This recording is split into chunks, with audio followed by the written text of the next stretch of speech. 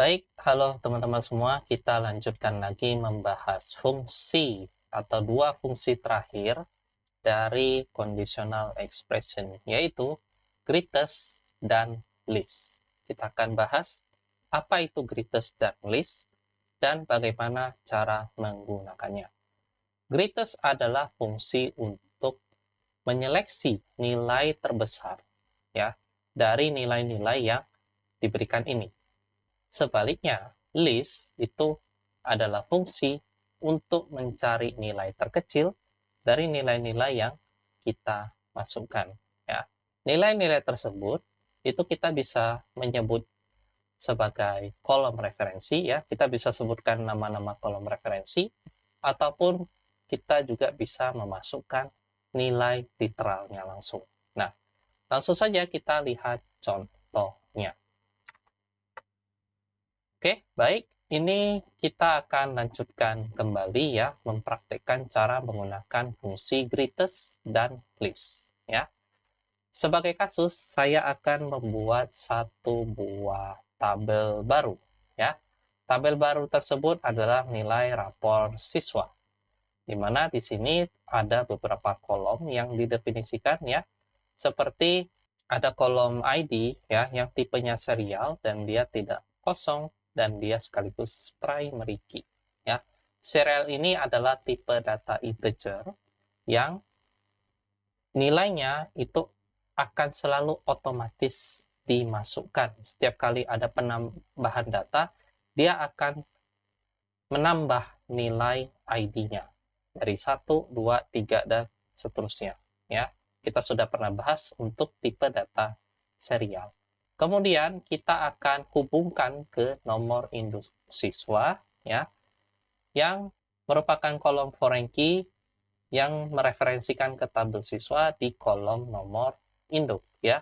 Teman-teman harusnya sudah tahu cara membuat atau memberikan kolom foreign key ketika membuat tabel. Kemudian kita memberikan 6 buah kolom yang tipenya integer ya. Di sini ada nilai 1 sampai 6 ya. Ini artinya nilai pada semester 1, semester 2 sampai semester 6 ya. Karena SMA itu ada 6 semester, kan 3 tahun ya. Setiap tahun 2 semester, maka secara keseluruhan siswa melewati 6 semester.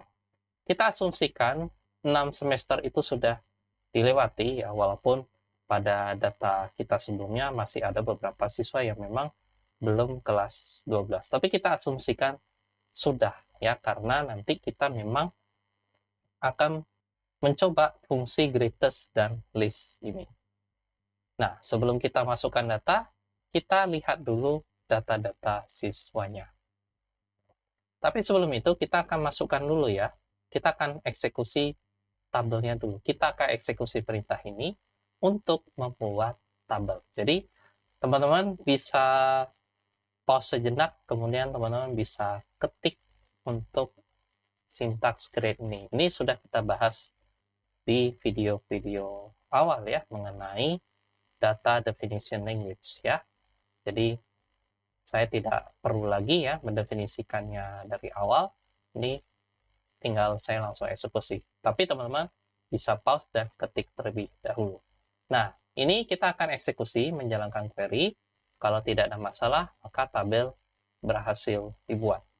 Kemudian, sebelum kita memasukkan data ke dalam tabel nilai rapor siswa, kita lihat dulu data siswa keseluruhannya.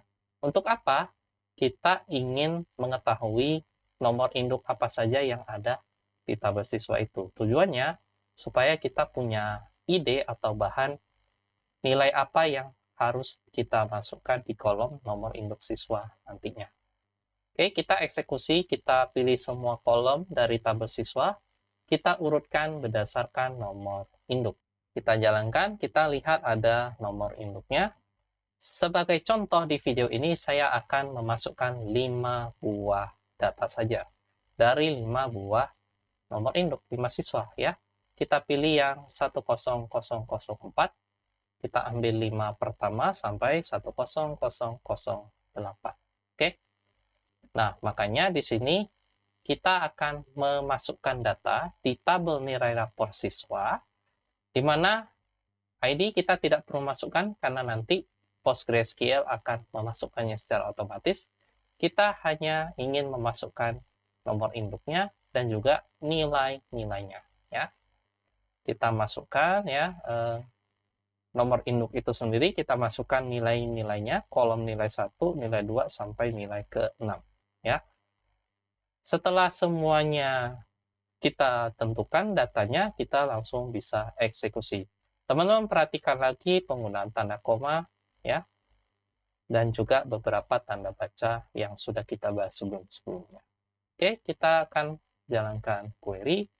Kalau tidak ada masalah, maka 5 baris data ini berhasil dimasukkan. Sekarang kita akan lihat data dari tabel nilai rapor siswa. Ya, kita tampilkan seluruh kolom menggunakan select bintang dari nilai rapor siswa. Kita eksekusi, maka nilainya sudah muncul. Meskipun secara perancangan basis data, perancangan database, pendefinisian kolom-kolom ini untuk setiap semester mungkin saja tidak praktikal ya, karena bisa saja di suatu instansi pendidikan gitu punya format atau ketentuan penilaiannya sendiri-sendiri. Terlebih kalau misalnya kebijakan dalam penilaiannya itu berubah-ubah, ya kita juga harus ikut mengubah struktur datanya ya. Mungkin ke depan kalau kita belajar soal normalisasi atau kita belajar dalam merancang basis data, bagaimana ke depannya kita bahas supaya perancangan database atau basis data itu bisa lebih fleksibel lagi ya. Tapi untuk sekarang kita buat perancangan seperti ini dulu, tidak masalah ya. Nah, sekarang kita akan fokus bagaimana cara menggunakan greatest atau list ya. Tapi sebelum kita ke kasus ini, kita akan lihat dulu contoh penggunaan greatest dan list ini. Tapi kita belum menggunakan tabel nilai rapor siswa. Oke. Di sini saya akan buat select itu. Saya akan menampilkan sebuah kolom yang nilainya angka 1 saja. Select angka 1 ya. Jadi kalau teman-teman bisa tebak, ini yang muncul apa? Ya, ini data dengan angka 1 begitu ya. Nah, kalau kita menggunakan greatest dari kita masukin ya angka-angka atau nilai-nilainya. Nilai apa saja bisa, asalkan suatu nilai dengan nilai yang lain tipenya konsisten ya. Misalnya ada 1, 2, 3, 4, 5. Maka dia akan mencari nilai terbesar dari himpunan angka-angka ini. Mana yang terbesar? Yang terbesar adalah angka 5. Nah, kalau kita seleksi, kita jalankan, maka dia akan muncul angka 5. Ya. Kebalikannya, yaitu fungsi list. Di sini akan mengambil nilai terkecil dari kumpulan angka-angka ini. Ya. Kita akan seleksi, jalankan, maka yang muncul terkecilnya yaitu 1. Ya. Sampai di sini teman-teman sudah mengerti ya, ini cara menggunakan greatest dan list. Dan teman-teman bukan hanya nilai integer saja, tetapi timestamp pun bisa ya. Teman-teman bisa memasukkan nilai, atau misalkan teman-teman bisa masukkan tanggal mana yang terbaru, mana yang terlama. Mungkin saya akan berikan beberapa contoh ini. Misalnya, saya akan membuat format tanggal, tahun, bulan, tanggal saja ya. Misalnya 2025, 12, 10. Saya akan buatnya secara acak ya, tidak berurut. 2025, 11.05, dan juga 2025, 11.20. Seperti ini aja. Manakah yang paling cepat? Ya. Jadi ekspektasinya yang paling cepat yang mana? 5 November 2025 ya. Sekarang kita coba seleksi. Ya, Benar ya, 5 November 2025. Sama seperti greatest ya, kebalikannya kalau greatest, mana tanggal yang terbaru, ya, yang terbesar. Kalau terbesar, yang paling baru yaitu 10 Desember 2025. Tidak ada lagi yang melebihi 10 Desember 2025. Kita seleksi, jalankan. Ya, ini sesuai dengan harapan. Oke, jadi teman-teman bisa mengeksplorasi greatest dan list untuk berbagai tipe data yang lainnya. Nah, sekarang kita akan gunakan fungsi greatest dan list ini untuk kasus di tabel yang sudah kita masukkan angkanya. Oke, kita langsung saja. Oke, kita seleksi. Mungkin saya buat enter. Dari kolom nomor induk siswa, kolom berikutnya yaitu greatest, yaitu nilai tertinggi dari kolom-kolom ini. Ya, sebut saja nilai 1, nilai 2, nilai 6. Ya. Kita beri kolom alias sebagai nilai tertinggi. Ya. Kemudian apa lagi? Kita beri tanda koma untuk kolom yang baru. Kita copy aja fungsi greatest ini sampai mana? Kita nggak copy tanda komanya ya, karena ini kita akan buat kolom yang terakhir. Di sini list. Kemudian di sini nilai terendah, nama kolomnya. Terendah. Nah, kalau sudah kita sebutin kolomnya, kolom tersebut datang dari tabel mana? Dari tabel nilai